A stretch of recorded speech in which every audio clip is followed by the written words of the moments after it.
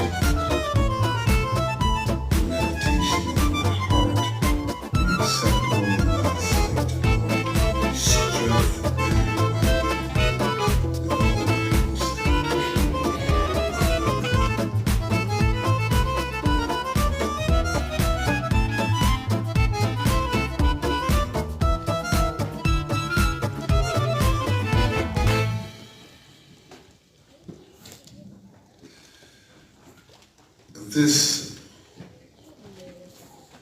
familiar Bible story is a vivid depiction of unwavering faith, which all of us should try to emulate.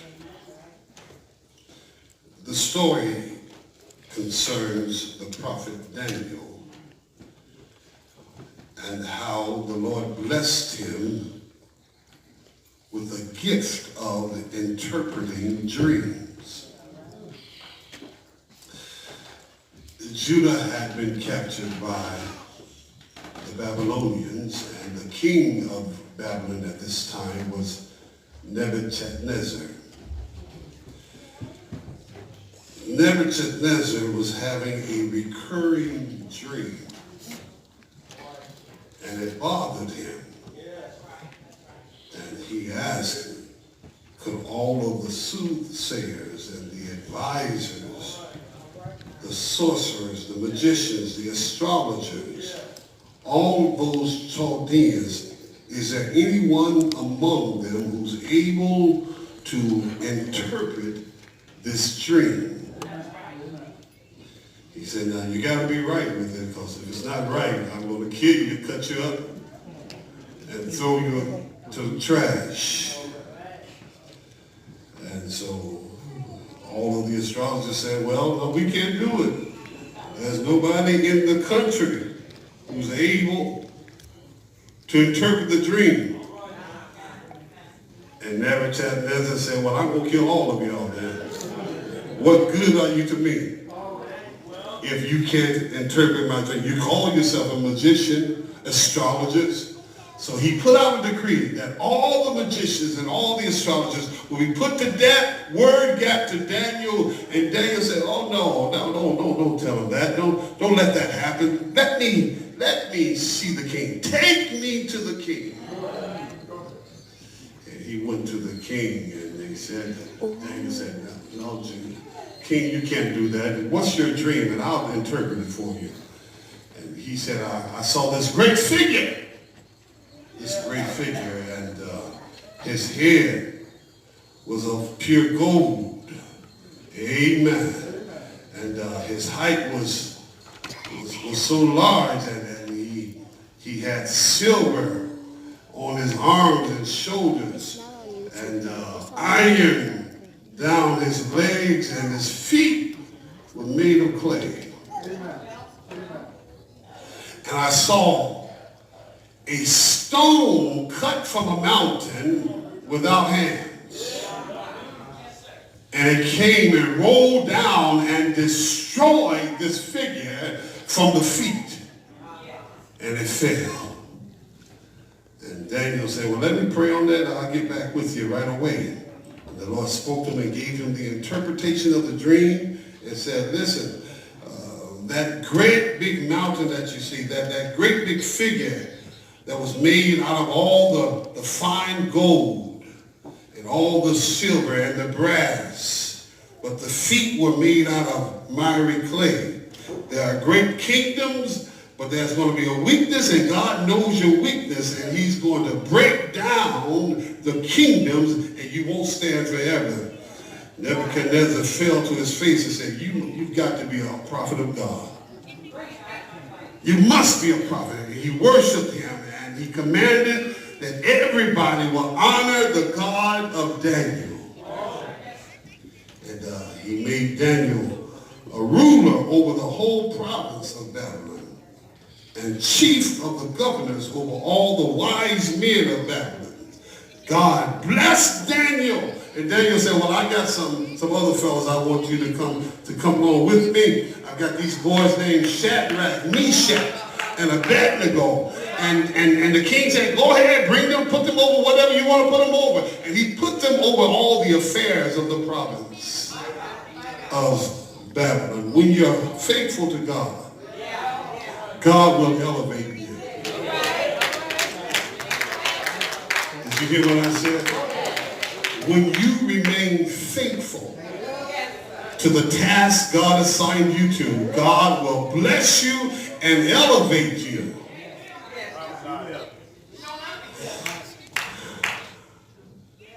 But how many of you know that with each new level, there's a new devil?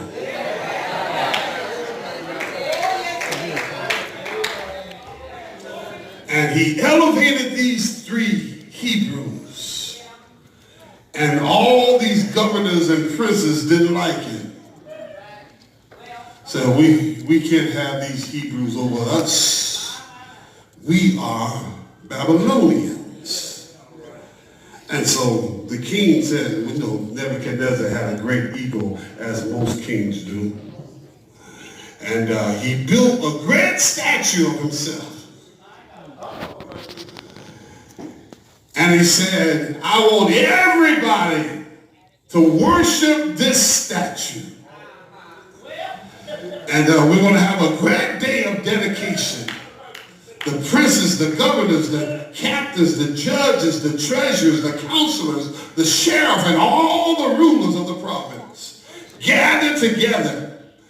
And when you hear the sound of the cornet, the flute, the harp, the sackbut, the psaltery, the dulcimer, and all kinds of music, when you hear the music, I want everybody to get down. Fall down and worship me. Fall down and worship this statue. And whoever don't fall down and worship that same hour will be cast into the midst of a burning fiery furnace. Y'all know the story, don't you?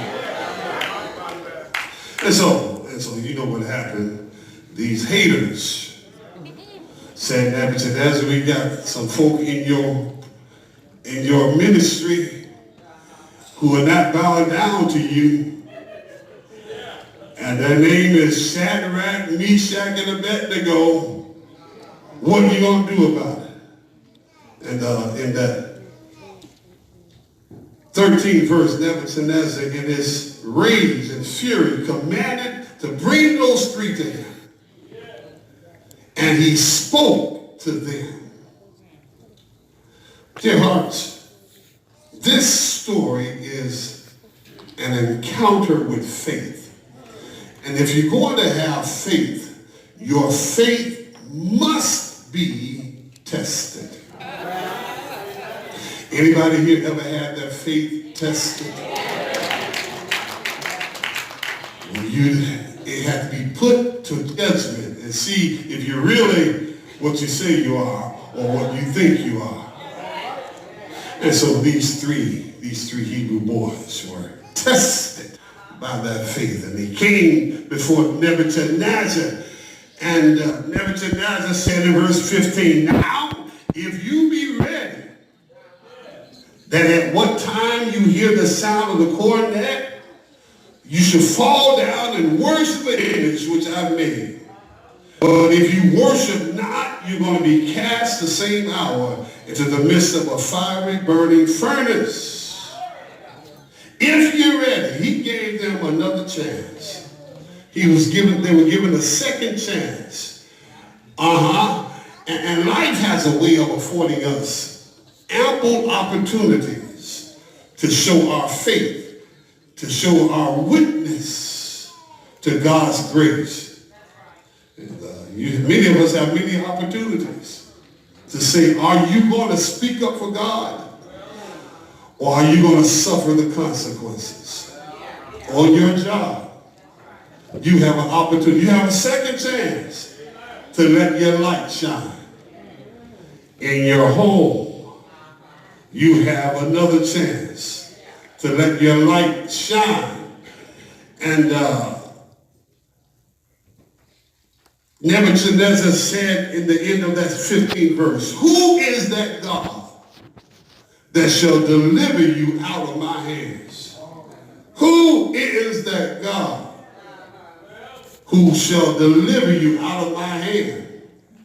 Yeah, they said, I don't need a second chance. No doubt, there's no wavering, there's no uncertainty. We will not answer you, King. That's what they said. Look at verse 16. It says, they said to the king, we are not careful to answer thee in this matter. You're questioning our God. We got nothing to say. And by this time, if somebody was threatening your life, many folk wouldn't have been as strong as Shadrach, Meshach, and Abednego. You would have caved in, and you would have started talking to the Lord. Now, Lord, you know my heart. You know it's not really in me to do this, but I'm only doing it because I have to. And God knows, I have no other choice. But you do have a choice. And this entire episode is a demonstration of faith. 5 things I want to bring out that we're going home. First of all, they said, we are not careful to answer you. We need a faith that cannot be threatened.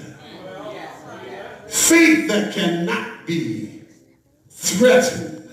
A lot of times we are intimidated by the world around us. We should not be intimidated, and we shouldn't give in to the pressures of this world. Amen. The king was trying to intimidate them, trying to scare them, but they let him know, King, you don't shake our trees. We ain't scared of you. We're not afraid, and we will not answer to this image. The same spirit of fear and intimidation is what Goliath tried to put in David when he stood before him as a little boy. And David said, I ain't scared of you.